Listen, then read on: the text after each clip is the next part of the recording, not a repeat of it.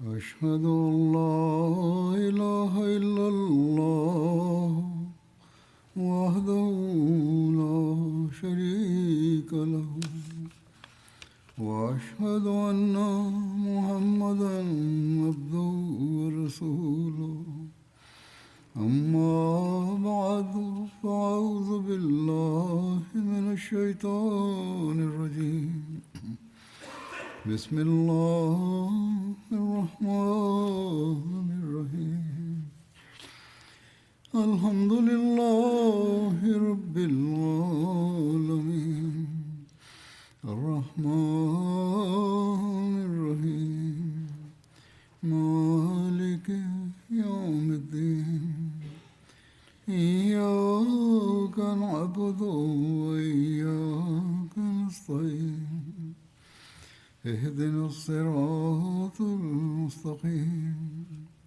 صراط الذين أنعمت عليهم غير المغضوب عليهم ولا الضالين. При Табуке. Отправляясь в этот поход, посланник Аллаха, мир ему и благословение Аллаха, согласно историческим данным, первую остановку совершил в местности Зуль-Хашаб. Зуль-Хашаб – это долина на пути в Сирию, находящаяся на расстоянии одной ночи пути от Медины, где есть множество водных источников.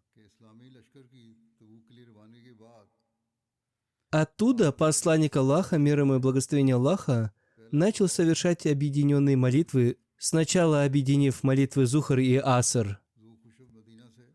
На протяжении всей этой поездки он постоянно объединял молитвы Зухр с Аср и Магриб с Иша.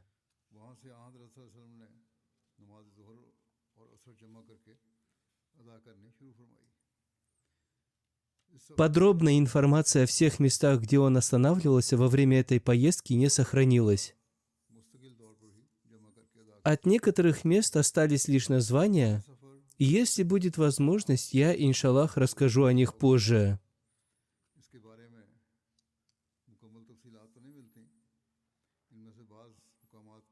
Хазрат Муаз ибн Джабаль повествует: во время похода на Табук, если солнце уже склонялось к закату перед тем, как посланник Аллаха, мир ему и благословение Аллаха, отправлялся в путь, он объединял молитвы Зухр и Аср. Если же он отправлялся в путь до того, как солнце начинало склоняться, он откладывал молитву Зухр до времени молитвы Аср и затем объединял их. Точно так же он поступал с молитвами Магриб и Иша. Если солнце заходило до отправления в путь, он объединял молитвы Магриб и Иша. Если же он отправлялся в путь до захода солнца, он откладывал молитву Магриб до времени молитвы Иша и затем объединял их.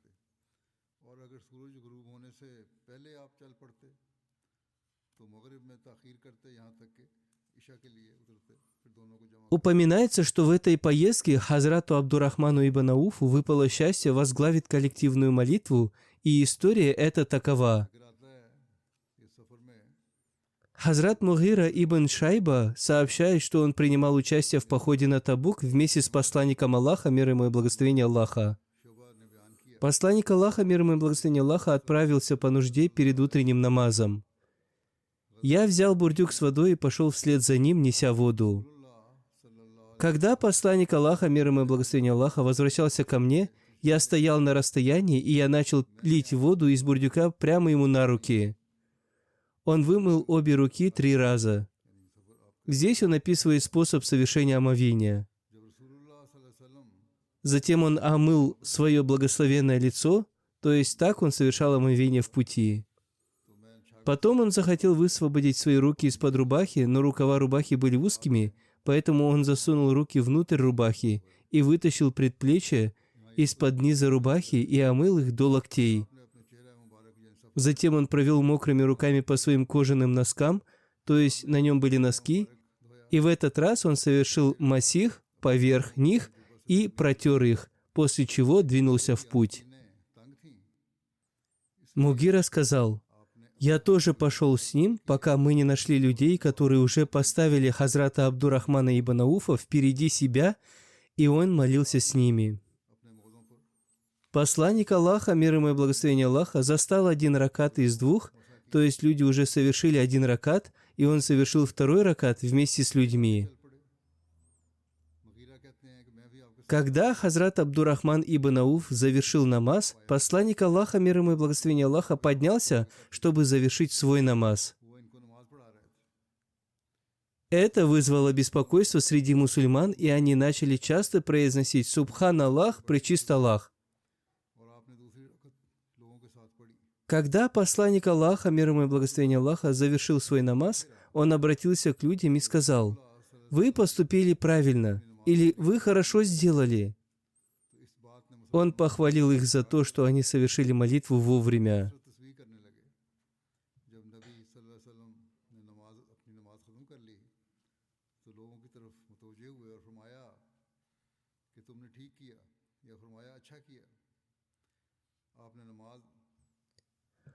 Также упоминается о прохождении мимо руин народа Самуд.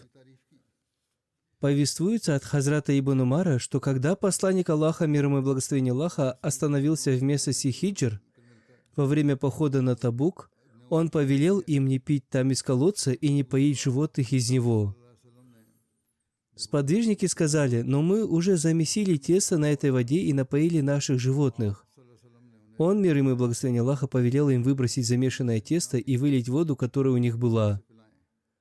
В одном из хадисов повествуется, что посланник Аллаха, мир ему и благословение Аллаха, приказал выбросить еду. Хазрат Абу Зар передал, что посланник Аллаха, мир ему и благословение Аллаха, повелел тому, кто замесил тесто на воде из этого места, то есть на воде, взятой из этого места, выбросьте его. В одном из хадисов сообщается, что посланник Аллаха, мир ему и благословение Аллаха, сказал: «Не пейте воду из этого колодца и не совершайте из него омовения. А тесто, которое вы замесили на этой воде, скормите верблюдам, но сами ни в коем случае не ешьте его».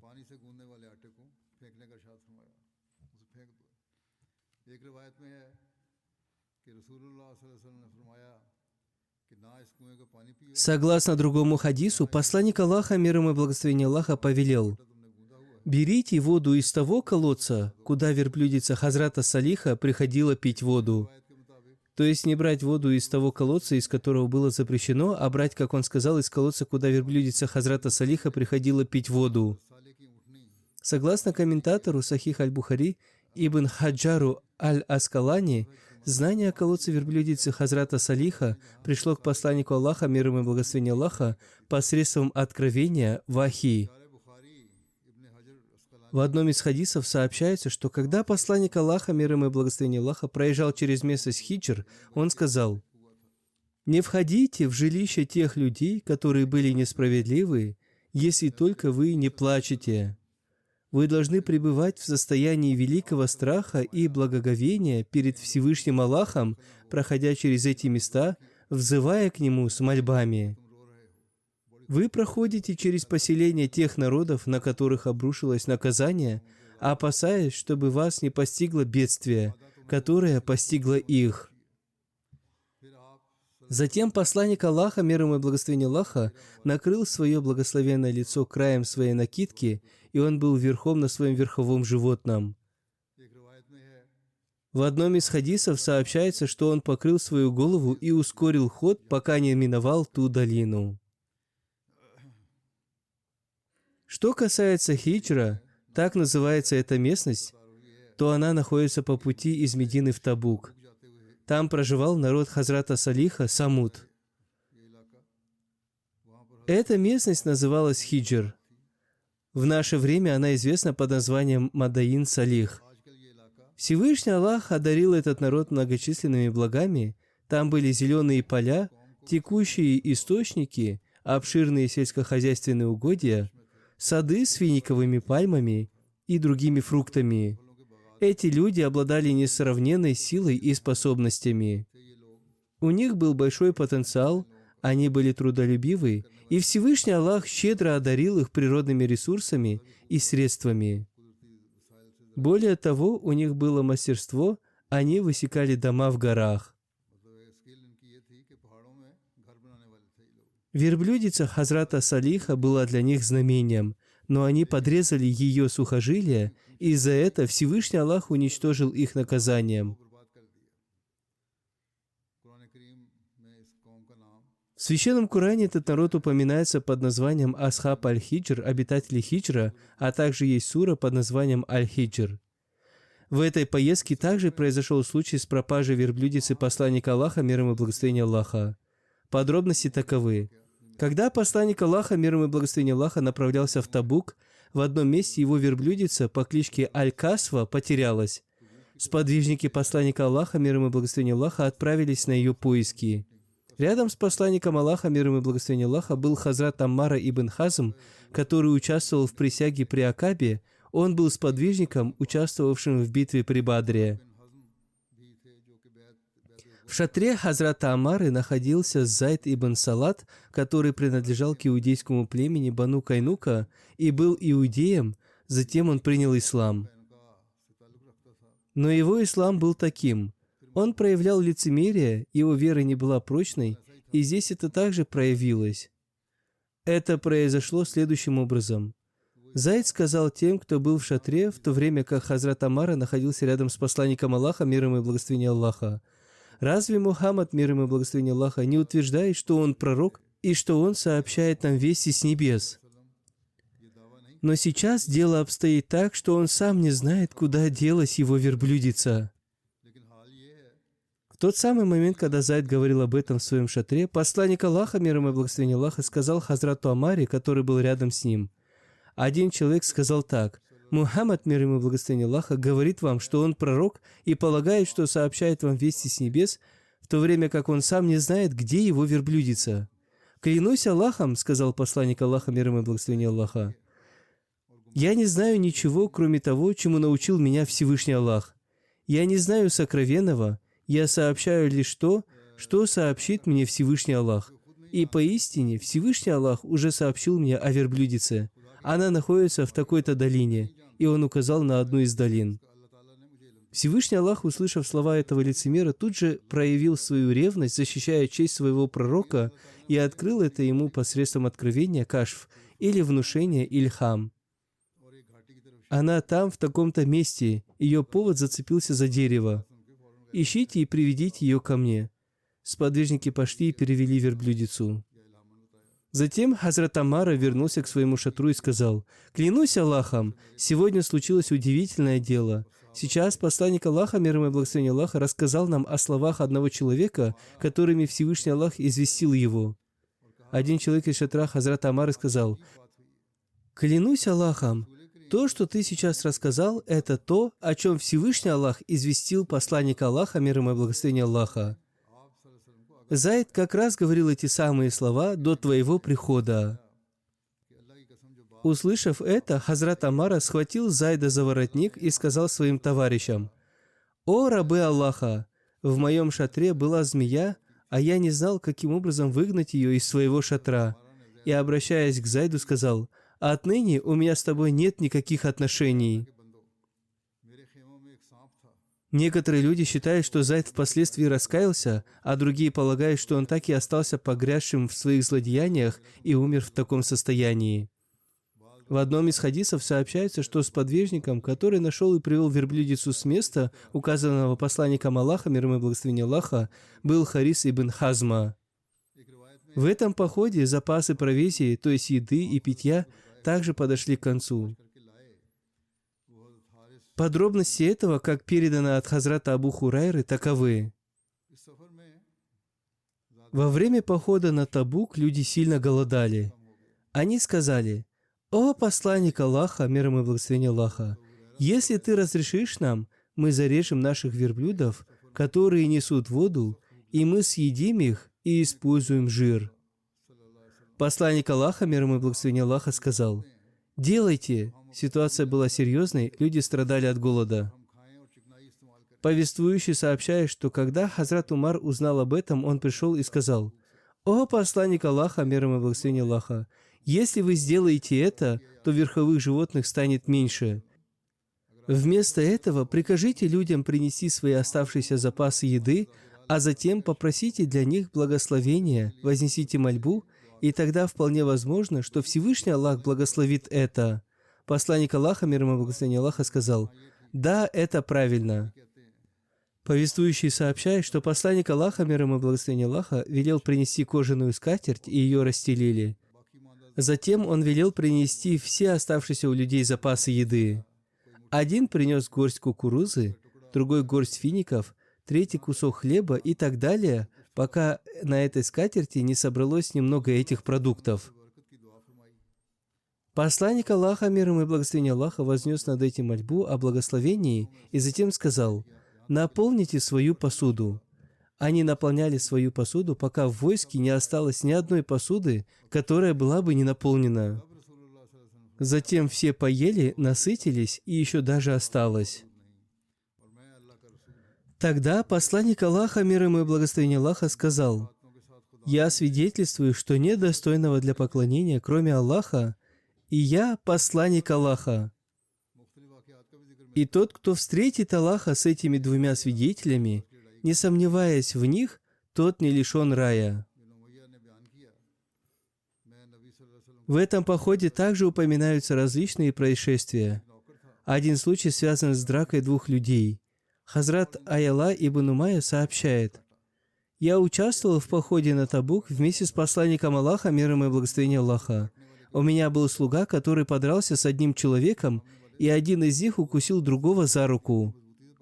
Говорят, что тот, чью руку укусили, рванул ее изо рта вцепившегося в его руку с такой силой, что при этом вырвал один из его передних зубов. Как бы то ни было, они оба пришли к посланнику Аллаха, мир ему и благословение Аллаха. Тот, чей зуб был сломан, потребовал дию, выкуп, сказав: «Он сломал мой зуб, пусть он заплатит мне за него». Но посланник Аллаха, мир ему и благословение Аллаха, отклонил его требования. Посланник Аллаха, мир ему и благословение Аллаха, сказал, что это было неверно, то есть он не признал его имеющим право на дию и сказал: «Разве он должен был оставить свою руку в твоем рту, чтобы ты перекусил ее?» Словно она в пасти верблюда, который пережевывает ее. То есть, когда того, чью руку кусали в целях самозащиты, дернул за руку, из-за чего и сломался зуб, следовательно, никакой выкуп дия не был положен. Таким образом, решение о выплате выкупа также выносится в соответствии с фактами и обстоятельствами. Выкуп не выплачивается без изучения фактов. Подобным образом, среди событий этого похода есть и другие происшествия. Например, Хазрат Хамид Саади сообщает: во время похода на Табук, когда посланник Аллаха, мир ему и благословение Аллаха, достиг долины Кура, там был финиковый сад. Посланник Аллаха, мир ему и благословение Аллаха, спросил своих сподвижников: «Оцените, сколько здесь будет фиников?» Все стали оценивать, и посланник Аллаха, мир ему и благословение Аллаха, также дал оценку в 10 васак, примерно 1800 килограмм, что столько фиников будет собрано с этого сада. Затем там стояла женщина, владелица сада.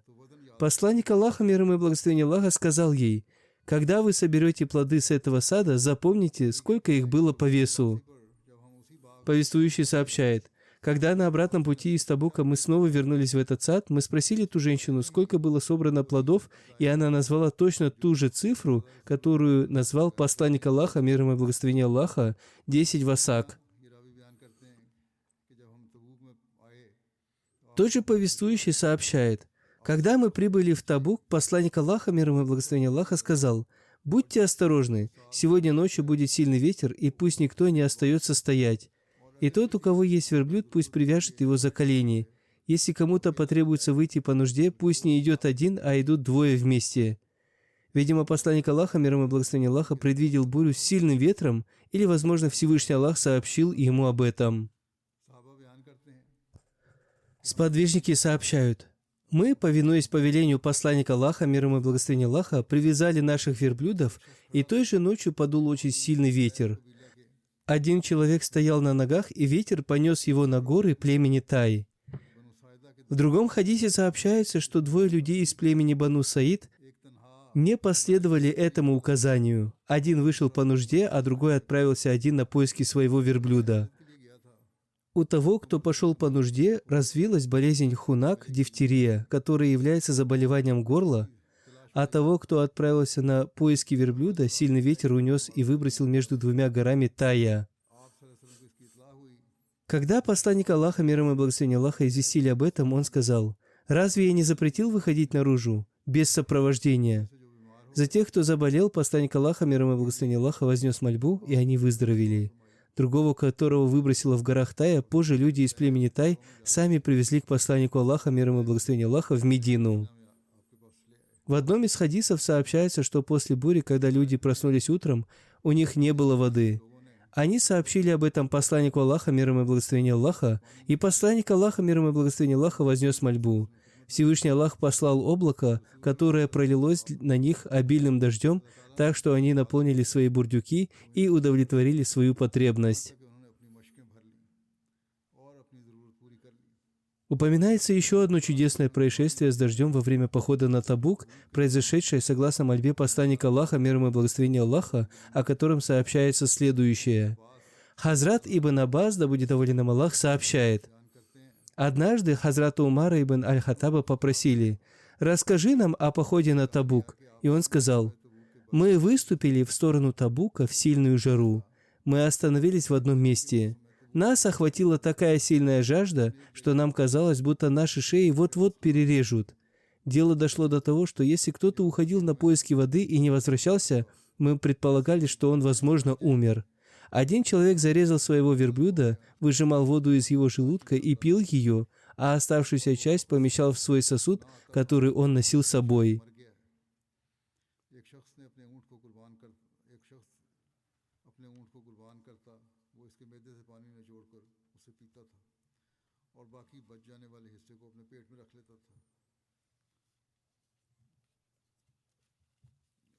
Хазрат Абу Бакр ас-Сиддик сказал: «О посланник Аллаха, Всевышний Аллах вложил благо в ваши мольбы, помолитесь же за нас».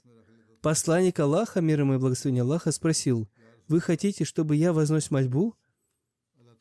Мы сказали: «Да». Тогда посланник Аллаха, мир ему и благословение Аллаха, воздел обе свои руки к небу, и его руки еще не опустились, как облако осенило нас, и пошел дождь. Люди наполнили все свои сосуды, бывшие с ними. Затем мы посмотрели вокруг и обнаружили, что дождь прошел только в пределах нашего войска и больше нигде. Подобным образом упоминается и чудо с увеличением воды в источнике Табука. Хазрат Муаз ибн Джабаль сообщает: «Мы вышли с посланником Аллаха, мир ему и благословение Аллаха, в год похода на Табук, и он объединял молитвы. Он совершал вместе молитвы Зухр и Аср, а также молитвы Магриб и Иша. В один из дней посланник Аллаха, мир ему и благословение Аллаха, немного задержал молитву. Он, мир ему и благословение Аллаха, вышел и объединил молитвы Зухр и Аср, затем вернулся внутрь. После этого он снова вышел и совершил вместе молитвы Магриб и Иша. Затем посланник Аллаха, мир ему и благословение Аллаха, сказал: «Завтра, если пожелает Аллах, вы достигнете источника Табук, но вы не достигнете его, пока не наступит полный день, пока не станет совсем светло. Так пусть тот из вас, кто достигнет его, ни в коем случае не прикасается к его воде, пока я не приду». Там был источник, и посланник Аллаха, мир ему и благословение Аллаха, сказал: «Не берите ничего из этой воды, пока я не приду».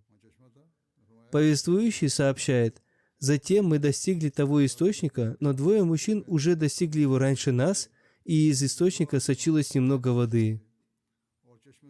Повествующий сообщает: «Посланник Аллаха, мир ему и благословение Аллаха, спросил тех двоих: прикасались ли вы к воде?» Они оба ответили: «Да». Тогда посланник Аллаха, мир ему и благословение Аллаха, предостерег их, сказав им то, что пожелал Всевышний Аллах. Повествующий сообщает: «Затем люди стали понемногу черпать воду из источника своими руками, пока в сосуде не собралось некоторое количество воды. Затем посланник Аллаха, мир ему и благословение Аллаха, омыл в ней свои благословенные обе руки и лицо, а затем вылил эту воду обратно в источник. После этого источник начал изливаться обильно, так что люди вдоволь напились.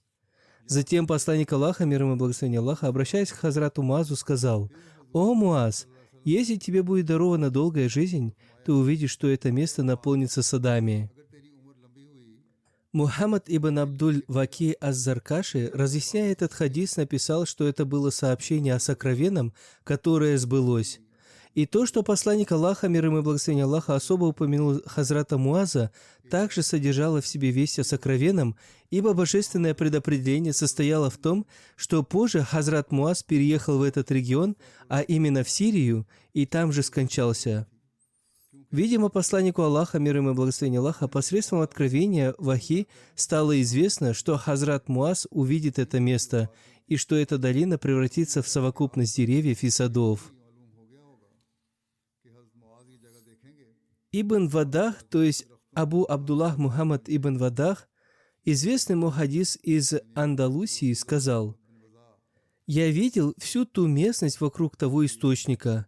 Зелень и пышность деревьев были так велики, что, возможно, это продолжится вплоть до судного дня. И именно таким было его пророческое предсказание».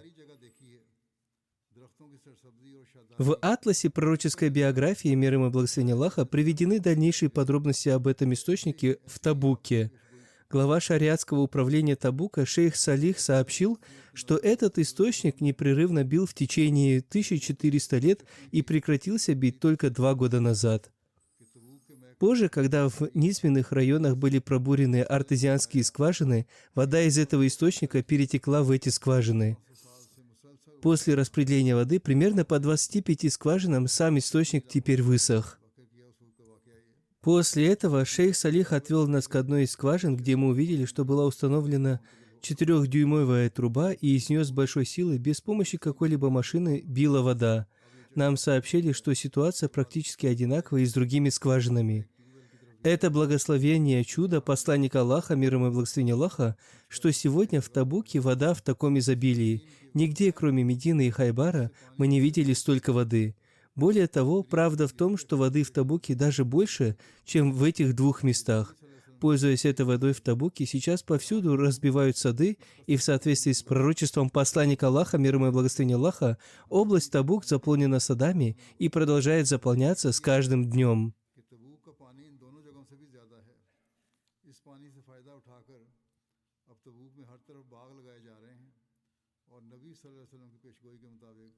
Относительно обязанностей по охране во время похода на Табук было написано: во время похода на Табук посланник Аллаха, мир ему и благословение Аллаха, назначил Хазрата Аббада ибн Бишра ответственным за особую охрану.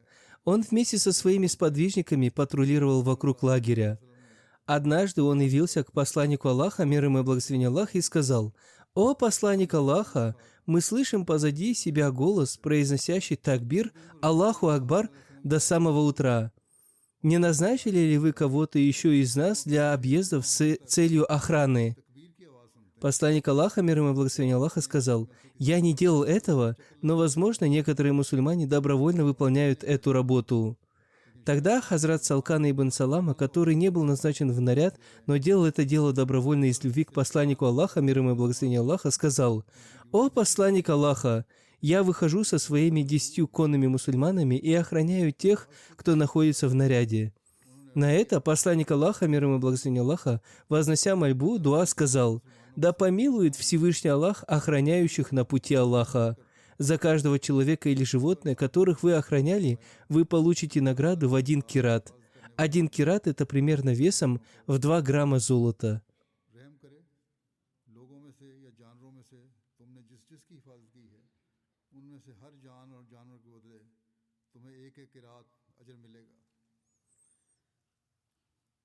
В одном из хадисов сообщается, что во время похода на Табук ситуация была такова, что на каждой стоянке некоторые люди отставали. Сподвижники говорили посланнику Аллаха, мир ему и благословение Аллаха: «О посланник Аллаха, сегодня такой-то отстал». Тогда он говорил: «Оставьте его, если в нем есть благо, Всевышний Аллах соединит его с вами, а если есть что-то иное, то Всевышний Аллах избавит вас от него». В тот же момент кто-то сказал: «О посланник Аллаха, Абу Зар отстал, и его верблюд замедлил ход». Посланник Аллаха, мир ему и благословение Аллаха, сказал: «Оставьте его, если в нем есть благо, Всевышний Аллах соединит его с вами, а если есть что-то иное, Всевышний Аллах избавит вас от него». Их положение было таким: его верблюда слишком сильно напрягли, и он совсем ослаб. Когда верблюд Хазрата Абу Зара совсем ослаб и стал медлительным, он слез с него, взвалил свой багаж на спину и пешком отправился вслед за посланником Аллаха, миром и благословением Аллаха. После нескольких переходов он остановился в одном месте. Тогда один из мусульман, наблюдая за этим, сказал: «О посланник Аллаха, по дороге идет одинокий человек». Посланник Аллаха, миром и благословением Аллаха, сказал: «Пусть это будет Абу Зар. О, если бы это был Абу Зар».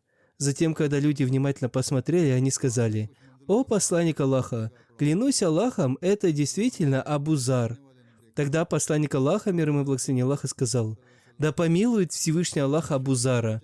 Он живет один, умрет один и будет воскрешен один».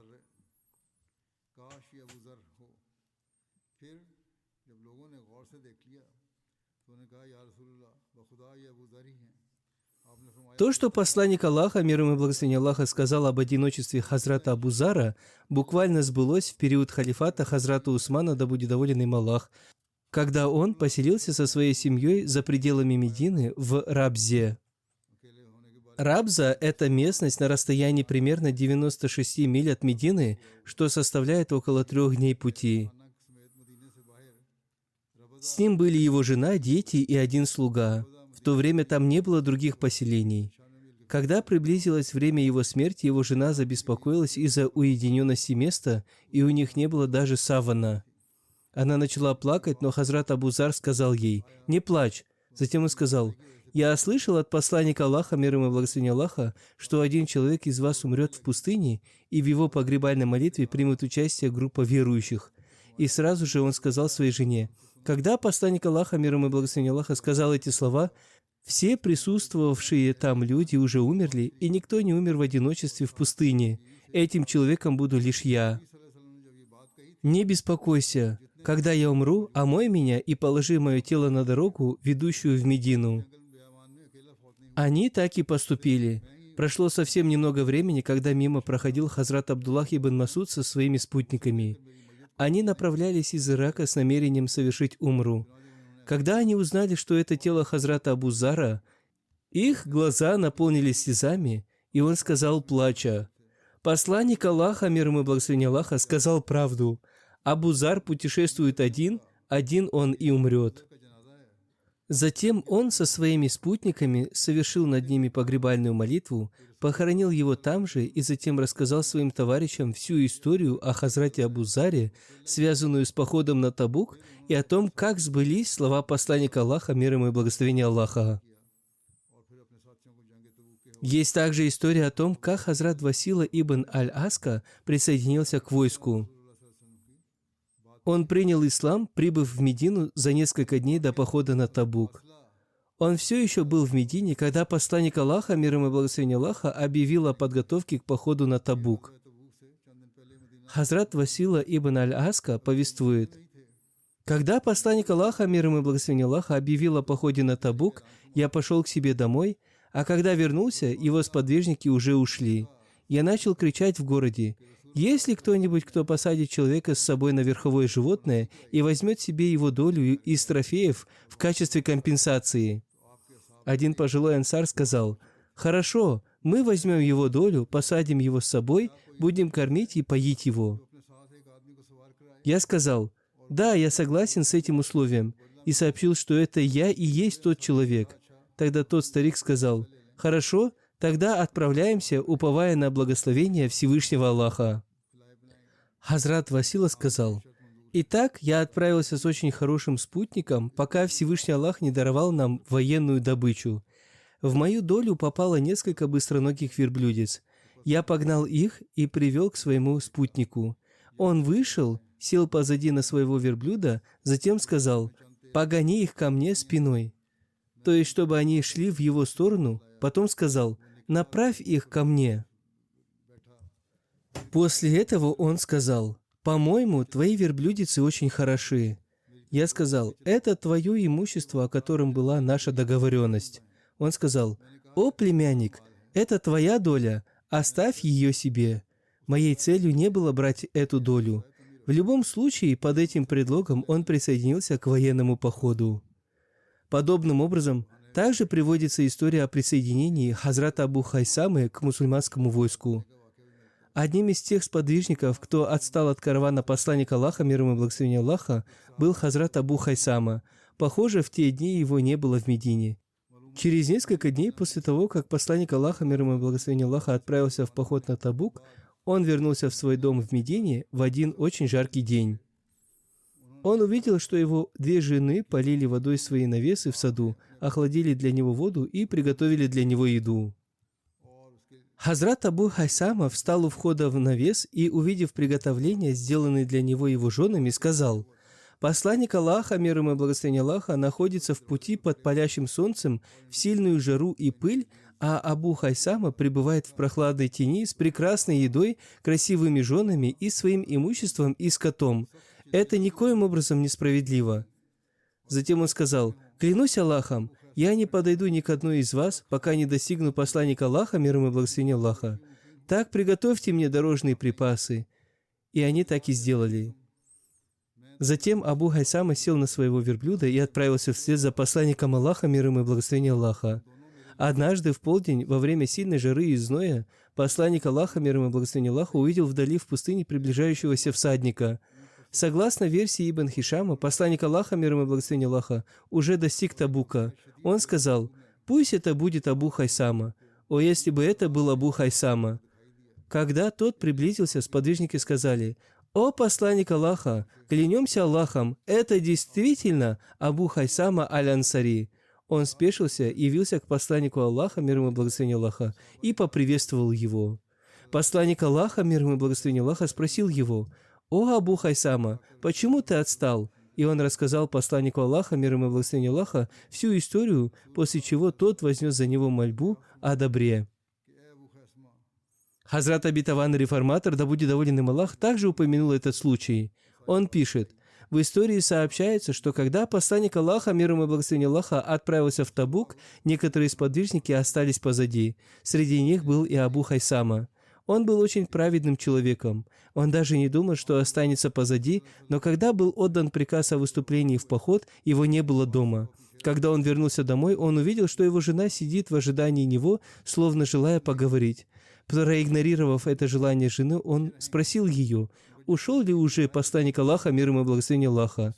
Его жена сказала: «Присядь ненадолго». Он ответил: «Как может быть, чтобы посланник Аллаха ушел в поход, а я остался отдыхать дома?» Абу Хайсама не может так поступить. Он тут же вышел, приготовил свою лошадь, сел на нее и отправился по той же дороге.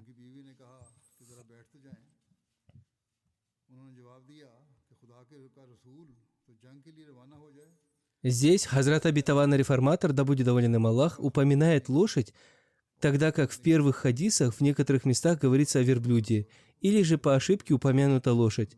В любом случае, возможно, встречаются обе версии, и у него было верховое животное, на котором он отправился в путь. Он отправился по той же дороге, по которой ушел посланник Аллаха, мир ему и благословение Аллаха.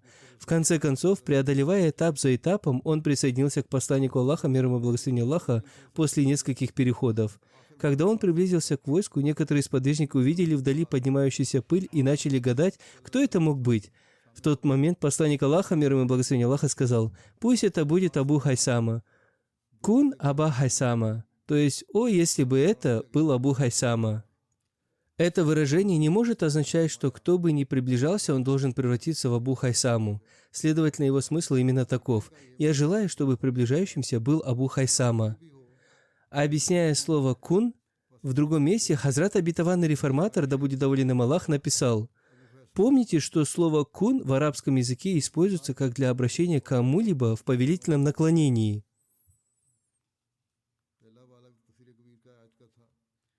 Так и просто для выражения желания. Например, когда посланник Аллаха, мир ему и благословение Аллаха, выступил в поход в сторону Сирии, был один сподвижник Абу Хайсама, которому он полностью доверял и которого очень любил, и он считал, что этот человек не может проявить халатность в исполнении своего долга. Но когда он с войском достиг некоторого расстояния от города и проверил своих сподвижников, он не увидел Абу Хайсаму, что очень опечалило его.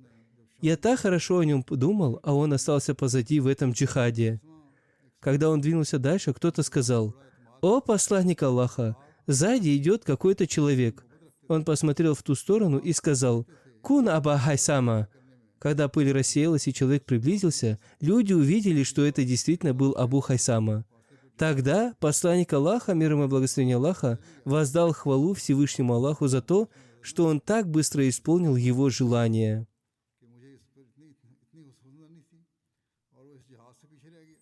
Теперь кун Аба Хайсама не означало, что тот, кто приближался, должен был превратиться в Абу Хайсаму. Скорее, смысл был таков: да будет воля Аллаха, чтобы этот приближающийся человек оказался Абу Хайсамой. Таким образом, в арабском языке существует идиома, согласно которой иногда слово «кун» используется просто для выражения желания. Я не читал толкование аята, которое он упомянул, но тем не менее объяснил значение слова «кун». Об остальном, иншаллах, я расскажу в следующий раз.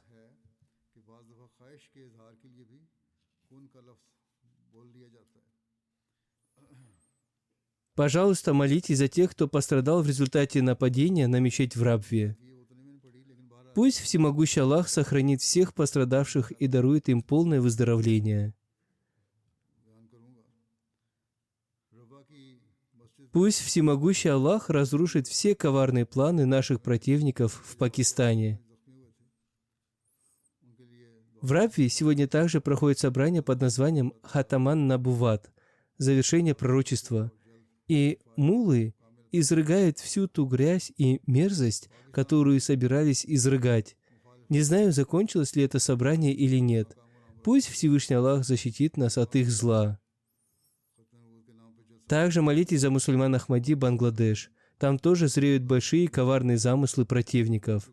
Пусть Всевышний Аллах защитит там каждого мусульманина Ахмади. Молитесь и за палестинцев. Пусть Всевышний Аллах смилуется над ними и спасет их от притеснителей. Перемирие, о котором говорят, существует лишь по названию. События последних 2 дней доказали, что это было перемирие лишь на словах. Пусть Всевышний Аллах спасет этих угнетенных от несправедливости и покарает угнетателей. Аминь.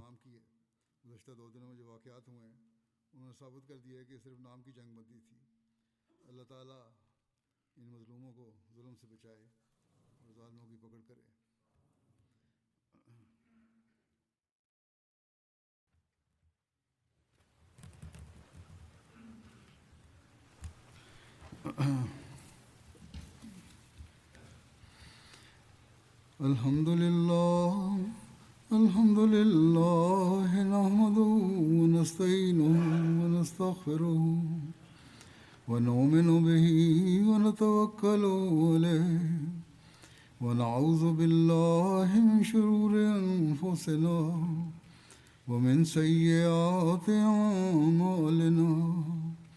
Man yahdihillahu fala mudilla lahu ومن يضلل فلا هادي له ونشهد أن لا إله إلا الله ونشهد أن محمدا عبده ورسوله عباد الله رحمكم الله إن